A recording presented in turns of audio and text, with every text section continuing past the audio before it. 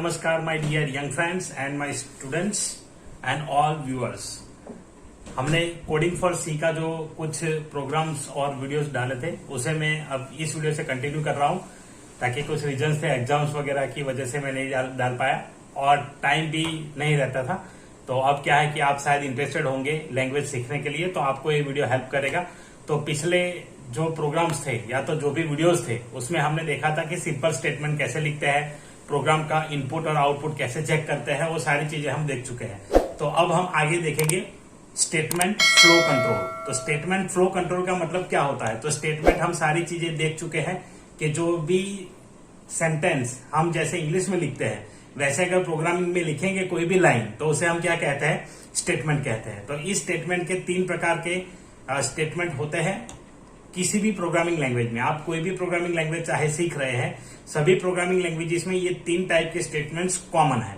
सबसे पहला होता है आपका सिंपल स्टेटमेंट जो हम नॉर्मल यूज करते हैं, तो वो उसे सीक्वेंस भी कहा जाता है, तो वो सीक्वेंस होता है। उसके बाद दूसरा आएगा सिलेक्शन, जो आज हम डिस्कस करेंगे सिलेक्शन, और उसका एक टाइप देखेंगे, बाकी का आगे की वीडियो में मैं आपको प्रैक्टिकल दूंगा, आज थोड़ा थियरिकल नॉलेज है। उसके बाद जो है इटरेशन। तो ये 3 टाइप के यहाँ पे स्टेटमेंट होते हैं। तो चलिए देखते हैं स्टेटमेंट ऑफ फ्लो कंट्रोल सबसे पहले क्या होता है। Essential for programming. तो प्रोग्रामिंग के लिए काफी इसेंशियल है आपके स्टेटमेंट। अगर कोई भी चीज नहीं लिखी तो प्रोग्राम होगा ही नहीं। तो प्रोग्राम जैसे इंग्लिश में हमारे लिए सेंटेंसेस इंपॉर्टेंट होते हैं, वैसे प्रोग्राम में होता है स्टेटमेंट। तो एक एसेंशियल पार्ट है। Sequence of statements to be executed is known as statement. तो जो भी सीक्वेंस होता है 1 बाय 1, पहले ये उसके बाद ये उसके बाद ये, तो उसे हम कहेंगे स्टेटमेंट्स। तो वो सारे एग्जीक्यूट कैसे होंगे, तो वो यहाँ पे स्टेटमेंट ऑफ फ्लो कंट्रोल कहा जाता है, या तो स्टेटमेंट फ्लो कंट्रोल कहा जाता है प्रोग्रामिंग लैंग्वेज में। तो चलिए देखते हैं कि प्रोग्रामिंग लैंग्वेज में जो 3 टाइप के यूज करते हैं स्टेटमेंट, वो क्या क्या है, वो डिस्कस कर चुके हैं हम, लेकिन किसे कहते हैं और कैसे यूज होता है। तो जैसे सीक्वेंस, द नॉर्मल और सिंपल स्टेटमेंट, तो वो सारे सीक्वेंस जो भी, जैसे वॉइड मेन लिख दिया उसके बाद आपने जो भी लिखा है वो सारी चीजें आप जो लिखते जा रहे हैं, तो उसे क्या कहेंगे, हम सीक्वेंस कहेंगे। तो वो नॉर्मल और सिंपल स्टेटमेंट होता है जो 1 बाय 1 एग्जीक्यूट होते हैं।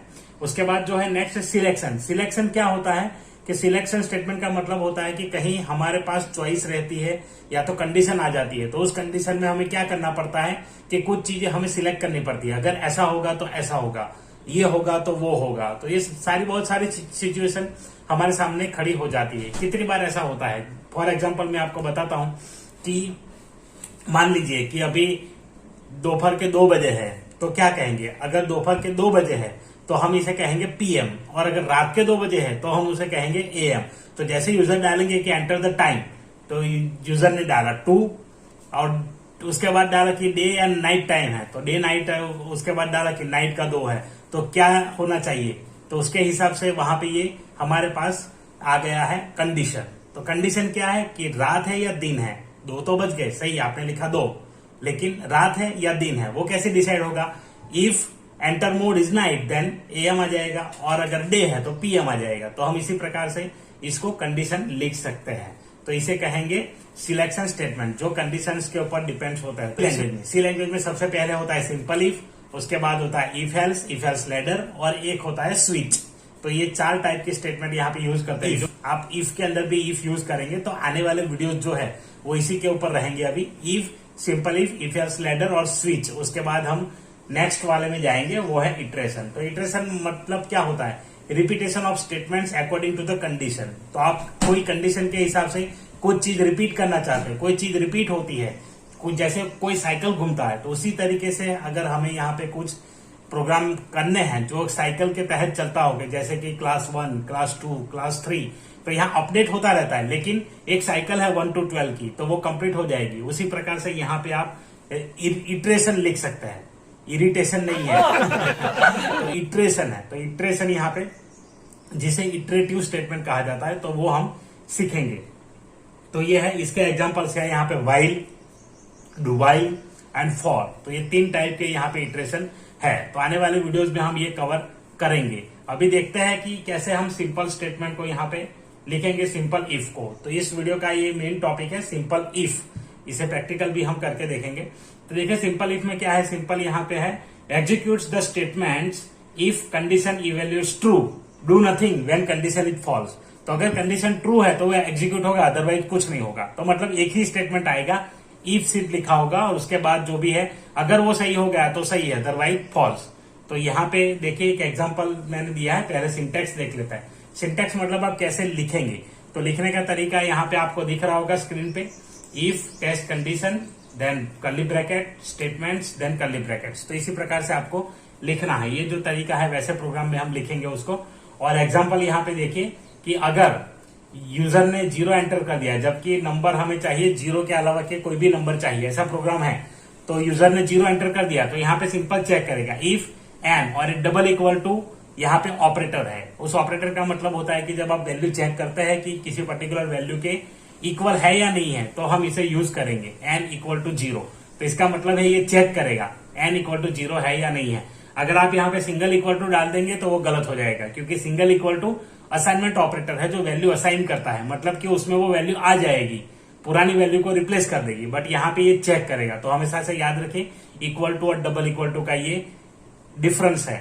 सिंगल इक्वल टू यूज करते हैं सिर्फ वैल्यू असाइन करने के लिए, जब हमें एन और 0 है, अगर एन को 0 करके कुछ और नंबर दे देना है कि 0 कंसिडर नहीं करना है तो हम एन इक्वल टू 5 कर देंगे तो वो 5 ले लेगा। तो वो वैल्यू चेंज करने के लिए होता है, अपडेट करने के लिए होता है। और ये equal to double equal to क्या होता है, चेक करने के लिए। तो इस प्रकार से ये प्रोग्राम चलेगा। चलिए यहाँ पे प्रोग्राम देखते हैं कि कैसे इसे लिखेंगे सी लैंग्वेज में। तो सबसे पहले आपको ओपन करना है टर्बो सी, जाइए स्टार्ट प्रोग्राम में, यहाँ आपको मिल जाएगा टर्बो C++। यहां से आपको देखना है टर्बो C++। अगर आप अभी तक नहीं जानते कि इसे कैसे इंस्टॉल करते हैं तो उसका वीडियो मैंने डाल दिया है, अपलोड किया है, आप जाइए और उसे भी देख लीजिए, डिस्क्रिप्शन में उसका लिंक है तो आपको पता चलेगा। तो यहाँ पे आपको ओपन कर देना है स्टार्ट टर्बो C++। ये जैसे आप ओपन करेंगे आपके सामने ऐसे स्क्रीन आ जाएगी। अब चलिए वो जैसे मैंने बताया है न्यू फाइल पे जाकर के सिलेक्ट कर देना है और यहाँ पे हम जैसे लिखते आए हैं वैसे लिखेंगे include stdio.h और include conio.h। तो ये तो हम कॉमन करते हैं, उसके बाद void main। ये प्रोग्राम का स्ट्रक्चर भी मैं आपको ऑलरेडी बता चुका हूं कि कैसे लिखना होता है, तो यही मैं यहाँ पे यूज कर रहा हूँ CLR SCR get CS। तो इतनी चीजें सी प्रोग्राम के लिए कंपलसरी है, या C++ पे भी ये जो ऊपर वाला है इंक्लूड वाला वो पार्ट चेंज हो जाएगा C++ में, stdio की जगह IOStream आएगा, उतना ही फर्क है, वो भी हम C++ में देखेंगे ही। तो इस प्रकार से देखिए यहाँ पे मैंने ये दो चीजें डाल दी है, पूरा स्ट्रक्चर डाल दिया।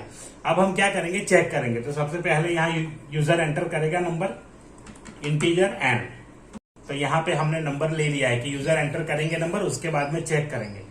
तो यहाँ पे integer n print f, message generate करना चाहता हूं मैं, एंटर एनी नंबर।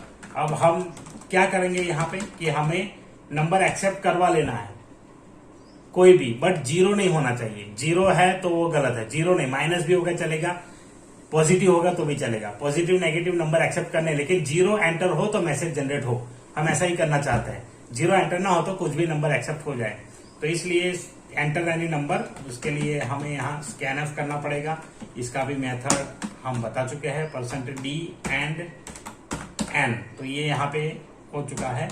यहाँ सेमीकोलन भूलना नहीं है आपको, सी लैंग्वेज और C++ में सेमीकोलन आएगा, पाइथन में नहीं आता है, याद रखिए। तो पाइथन इस लेवल पे थोड़ा अच्छा कहलाता है। और दूसरा ब्रैकेट्स नहीं आते, तो ये भी एक बेनिफिट है पाइथन में। यहाँ पे आपको सारी चीजें याद रख के करनी पड़ेगी, लेकिन ये करेंगे तो पाइथन आपको मतलब एकदम इजी लगेगा। चलिए इसके बाद यहाँ पे करते हैं इफ, तो ब्रैकेट। अब देखिए अगर एक ही कंडीशन है तो ये ब्रैकेट डाले ना डाले कोई फर्क नहीं पड़ता, मैं आपको बताऊंगा वो भी कि कैसे। लेकिन अभी आप सीख रहे हैं तो ब्रैकेट डालने की प्रैक्टिस आपको करनी पड़ेगी। तो यहाँ पे देखिए n इक्वल्स 0, अगर ये 0 है तो हम यहाँ पे मैसेज प्रिंट करेंगे, print F, sorry Baba, you have entered 0। तो ये है, यहाँ पे आपने लिख दिया कि यू हैव एंटर्ड 0, तो ये मैसेज आ गया। तो इस प्रकार से जब 0 डालेंगे तब ये मैसेज आएगा, 0 के अलावा कोई भी नंबर डालेंगे तो ये मैसेज नहीं आएगा। चलिए इसे सेव करते हैं। तो सेव करने का मैंने ऑलरेडी आपको बता दिया है, F2 से सेव हो जाएगा, F2। और यहाँ पे टर्बो C3 फोल्डर अगर आपके पास है तो चले जाइए फोल्डर में। हम जनरली सेव करते हैं सोर्स में, तो ये सोर्स फोल्डर है अपने पास। और इसी में सोर्स में ही .c होना चाहिए। तो ये सोर्स है, यहां पे कर लेते हैं simple if, simple underscore if. Underscore आप दे सकते हैं, नहीं देना है तो चलेगा। सिम अंडरस्कोर इफ कर देता हूं मैं, शॉर्ट नेम। चलिए प्रोग्राम अपना हो चुका है, चलिए रन करते हैं। तो रन यहां करते ही 2 एरर पहले दिखाता है, स्टेटमेंट मिसिंग। भैया कहाँ पे, ये देखिए पाइथन प्रैक्टिस करने के बाद ये होता है मेरे साथ, ताकि पहले पाइथन प्रैक्टिस नहीं करते सही था। देखिए यहाँ पे मैं कोई भी नंबर डालूंगा, हमें आउटपुट कुछ नहीं मिलेगा, क्योंकि हमने उसके रिलेटेड कुछ किया ही नहीं है। तो यहाँ पे जैसे हम करेंगे तो यहाँ पे कोई आउटपुट हमें नहीं मिलेगा। बट जैसे मैं 0 डालता हूँ, यहाँ पे मैंने जैसे डाल दिया 0, तो यहाँ पे 0 पे मैसेज आ गया, सॉरी यू हैव एंटर्ड 0, मतलब 0 डालते ही पकड़ लेगा और मैसेज दिखाएगा। तो ये है सिंपल इफ। आप इस प्रकार से कुछ कर सकते हैं, आपको जो भी करना है उसको कर सकते हैं। देखिए 1, तो यहाँ पे अभी कुछ नहीं होगा। तो ये है आपका सिंपल इफ, इसी प्रकार से हम लिखते हैं। तो आशा रखता हूं कि आपको सिंपल इफ का कंसेप्ट जो है वो समझ में आया होगा। अब आपके लिए मैं प्रोग्राम दे रहा हूं, वो प्रोग्राम आपको करने हैं। जैसे मैंने 0 डाला है, वैसे आपको करना है कि पॉजिटिव नंबर ही एंटर हो। तो पॉजिटिव नंबर जब एंटर करे तो एक्सेप्ट कर ले, अदरवाइज कोई भी नंबर एंटर करे तो यहाँ पे मैसेज आ जाना चाहिए। तो वो आप करिए, और करके अगर शेयर कर सकते हैं तो कमेंट बॉक्स में जरूर लिखिए कोड। अगर समझ में आता है तो, नहीं आता है तो मुझे कांटेक्ट करिए, आप कर सकते हैं ईमेल के जरिए। तो ईमेल लिखिए, मैं आपको वहां पे रिप्लाई दे दूंगा। आप अपना कोड है वो भी ईमेल कर सकते हैं। चलिए मिलते हैं अगले वीडियो में, तब तक के लिए अपना ख्याल रखें, अपनी पढ़ाई का ख्याल रखें, और कुछ नई नई चीजें ऐसे सीखते रहिए। चलिए धन्यवाद वीडियो देखने के लिए, बाय बाय।